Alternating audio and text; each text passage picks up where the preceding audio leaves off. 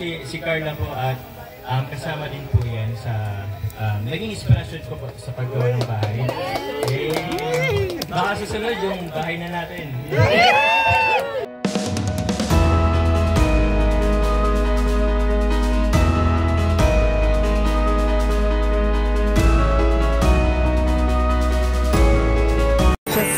Sera nagmula sa Negros Occidental, layunin ay tumulong sa mga nahihirapan karamihan. Magandang araw po sa ating lahat, no, mga kalingap, mga kababayan po natin. At, dito kami ngayon sa Naga City para saksihan po ang ribbon cutting sa pabahay po ni Kalingap Jomar, no. Andun po si Kalingap Jomar, ayan, at ang mga keyboys. Yan, dito naman sa Team BSM, kasama natin sila Joy, ayan, si Miss Charlotte, si Engineer, si Kalingap Gilbert, ayan, Kalingap Marky, dito rin, support natin. At syempre, yung mga keyboys, no, mga kasama natin dito, ayan, si Carla, andyan si Carla, si Pading Kalampitos. Congrats sa ano? Saan? Sa bagong Fortunero. Wala pa? Ah? Wala pa?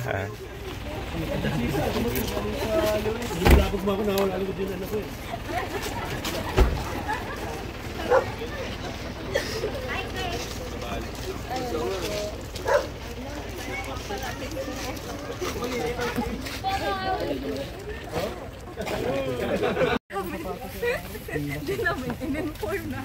Yan ang mga pag-ilas ko ay Wait na tayo kanina kumain. Masensya na kayo kasi ganito talaga kami. Di na usong ligo-ligo. Pag sabing, arap na! 127 na po housing project po natin ng Team Kalingap. Ito po sa Naga City. Naga City. Good morning po. Gusto kayo. Marami na pira dito. Hello. Shout out po. So, ito ko yung nasabi mo ba yung...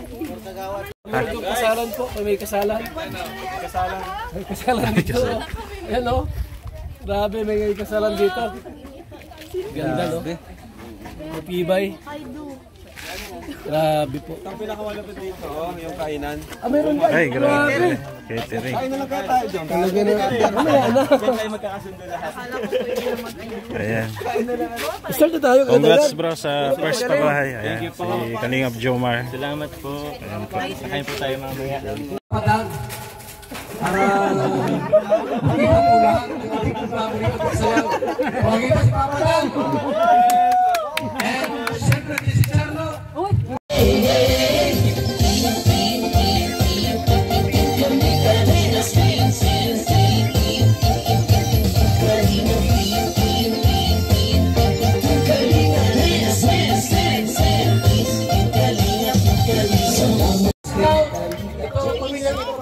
Ikwento mo sa amin kung ano.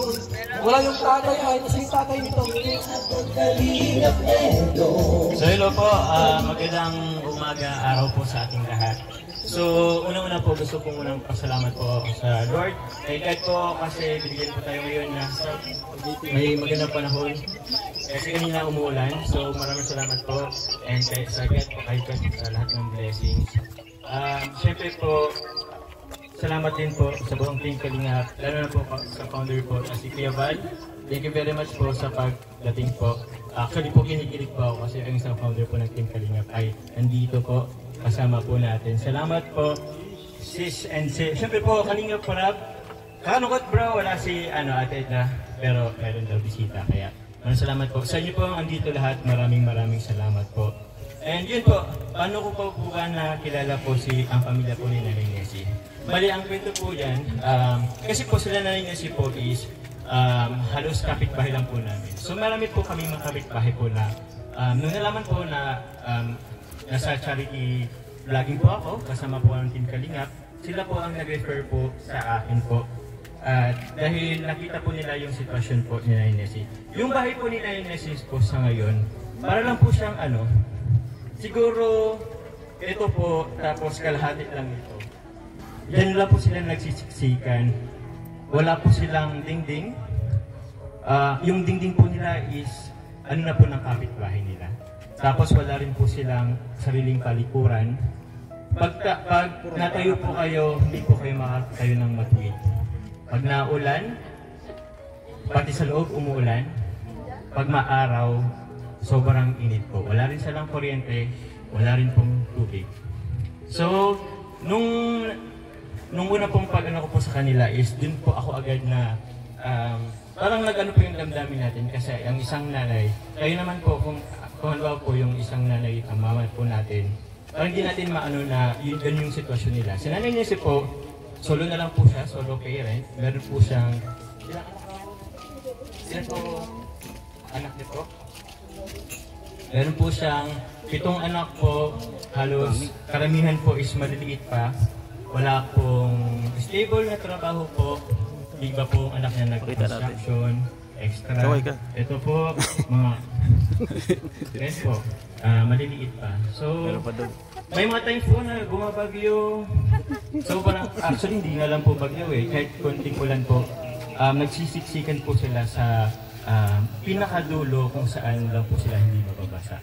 May mga panahon na sila rin po pagtulog, yung mga bata po is nagkakasipaan kasi wala pong maayos na espasyo. So yun po, hanggang sa since na-bless naman po tayo, na-bless po tayo, kaya nanaw po na magkaroon ng first project po, ayun na po, pabahay po. So sila po yung una kong napili at ano rin po, taga-Naga. So nakakuha po na kamakailan lang po, naglungsad po ang Team Kalinga po ng bagong landing pads po dito sa Naga.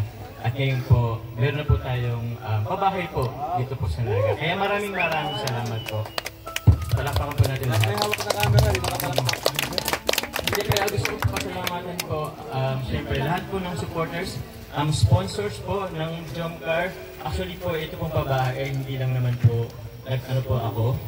And siyempre po kasi si Carla po at kasama din po yan sa naging inspirasyon ko po sa paggawa ng bahay. Baka susunod yung bahay na natin. Gusto ko yan. Pero yun po, sa mga sponsors, maraming salamat po. Sobrang dami nyo po.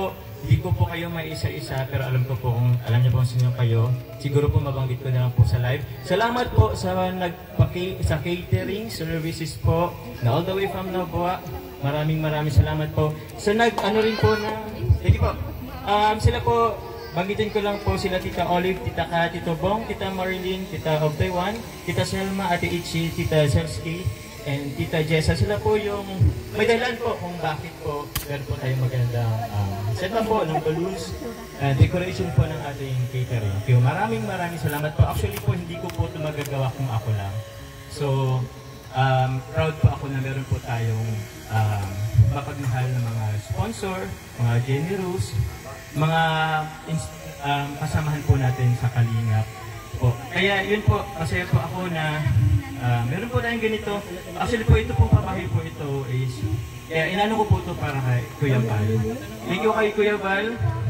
Kuya Val, gusto ko lang po ipabot sa iyo, Kuya Val, kanina kila Ate Edna. Maraming salamat po sa programa po inyo. Ito po, dati po hindi ko po, parang gusto ko sumama kay Kalinga Prab kasi nakikita ko po, yung mga gawa niya po is parang gusto ko gawin. Ngayon, ito po, nakapagpabahay na rin po tayo. And inaalay ko po itong pabahay po to. Dahil po, para sa inyo po, Kuya Val, ang ating founder. Maraming salamat po. Yun naman po, basta maraming salamat po sa lahat. Mamaya po magkainan po tayo. Thank you very much po. Maraming salamat, Papa Jones. Unang meet ko po kay Papa Jones, doon sa mga hindi nakakaalam, na-meet ko siya dyan sa may Suzuki. Nakahinti ito ay ng kotse.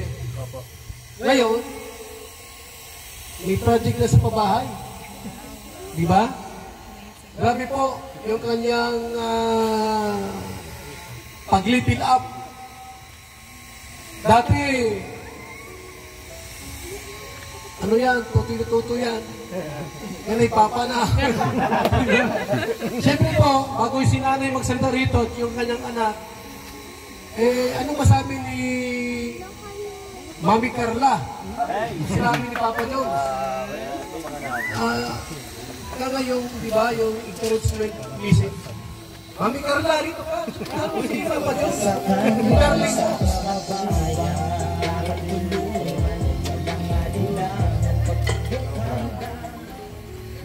Unang-una po, gusto ko pong magpasalamat kay God, siyempre, sa magandang panahon ngayong araw and ano po, siyempre, dininig niya po yung dasal ni Nanay Nessie at ng family niya and tinupad niya po ito through Kalingap Jomar and ano po,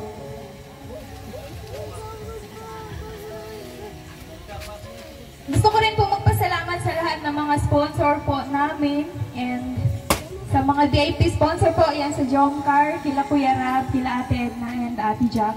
And syempre, congrats po, Kalingap Jomar, and sa aking hardworking partner, yan, congrats po. And sobrang proud po ako sa iyo and sana po, maraming ka pa po matulungan and yun, sana... Tayo na?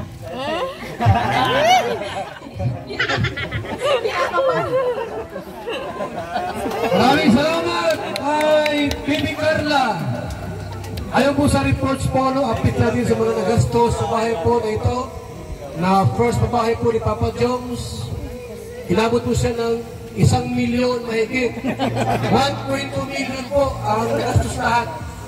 Pamasahe, gasolina, sweldo sa mga gumagawa, materyales, pati pagkain po. Ganun katindi po yung kanyang program. Mahigit 1 milyon!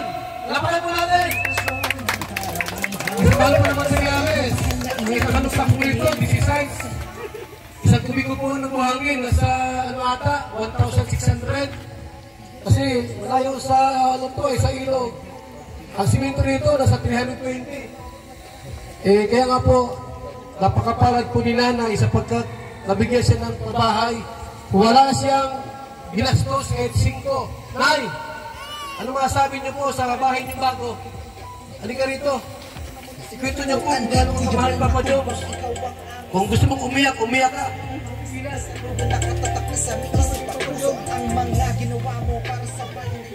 Unang-una po sa lahat, ipapasalamat po ako sa Panginoon. Panginoong Diyos po. Ibinigay po sa akin ang Team Kalinga po.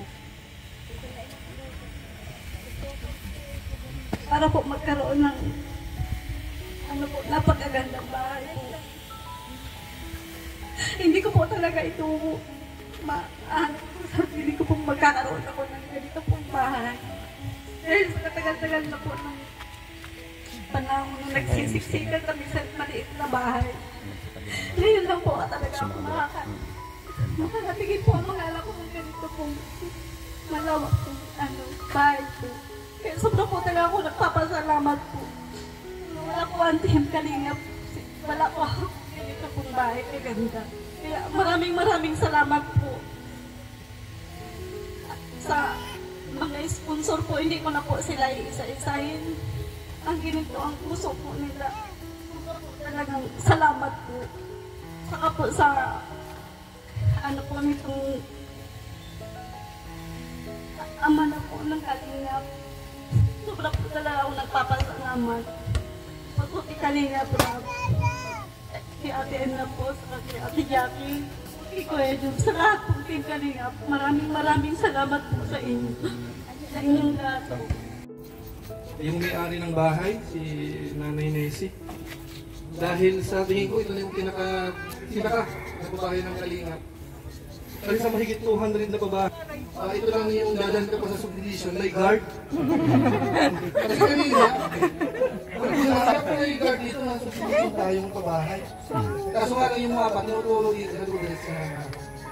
So buti na nakita ko si Sagaw. Sabay na kami. So, congratulations po, Nanay Nessie. Tapos siyempre po, i-congratulate po natin si Papa Jones. yung gwapong charity vlogger natin. Trending na po yan ha. Lagi na pumapasok na po yan sa, sa mga top natin. At siyempre po, sa pagkakaroon ng napakagandang may bahay, si Carla. Kasi balita ko may exam ko ngayon eh. Pero dahil sa limon natin, nandito siya para makasupport.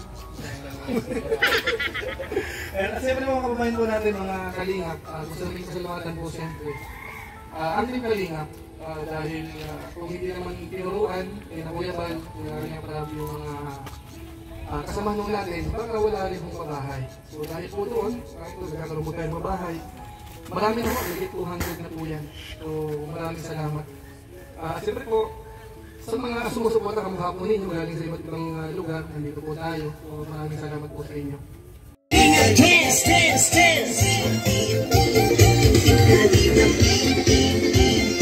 Taas. Parang may araw dyan at tinabaw. Tawag dito sa amin yan, tinabaw. Ito po yung loob. Ng mabuting Diyos na mahapagi pati mga kalingap Taas pala.